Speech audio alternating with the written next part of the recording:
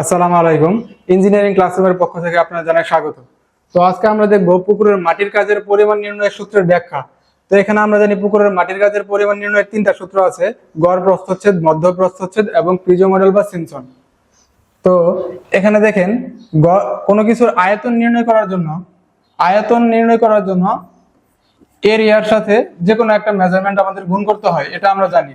অর্থাৎ volume equal to area into যে আরেকটা মেজারমেন্ট। তো দেখেন, এখানে গড় প্রস্থচ্ছেদের ক্ষেত্রে অর্থাৎ দুইটা এরিয়া আমরা যোগ করে, দুইটা প্রস্থচ্ছেদের এরিয়া যোগ করে দুই দ্বারা ভাগ করেছি। তাহলে এখানে একটা এরিয়া হয়ে গেছে। দুইটা এরিয়া যোগ করে দুই দ্বারা ভাগ করেছি, একটা এরিয়া হয়ে গেছে ইনটু ডেপথ। অর্থাৎ আলটিমেটলি আমাদের এরিয়া ইনটু ডেপথ এটাই আমরা পাচ্ছি।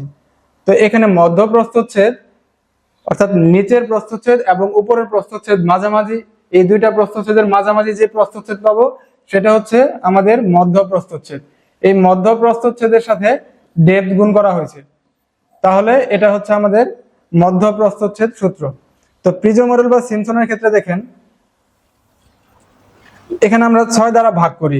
6 দ্বারা কেন ভাগ করি? যেহেতু এখানে 6টা এরিয়ার যোগফল A1 plus A2 plus 4AM, অর্থাৎ টোটাল এখানে 6টা এরিয়া আছে। তো 6টা এরিয়াকে যদি আমরা 6 দ্বারা ভাগ করি তাহলে আলটিমেটলি আমাদের একটা এরিয়া হয়ে যাবে।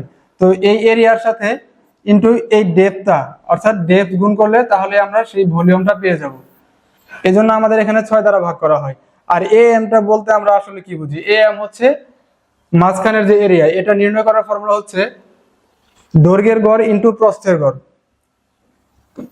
দেখেন, AM ইকুয়াল টু দৈর্ঘ্যের গড় ইনটু প্রস্থের গড়। একদম উপরে আমরা একটা দৈর্ঘ্য পাবো এবং নিচে একটা দৈর্ঘ্য পাবো, এই দুইটা দৈর্ঘ্যের গড় L1 প্লাস L2 ভাগ 2, এবং উপরে একটা প্রস্থ পাবো, একদম নিচে একটা প্রস্থ পাবো B1 প্লাস B2 ভাগ হচ্ছে 2। এ হচ্ছে আমাদের AM নির্ণয়ের ফর্মুলা। তো ধন্যবাদ সবাইকে।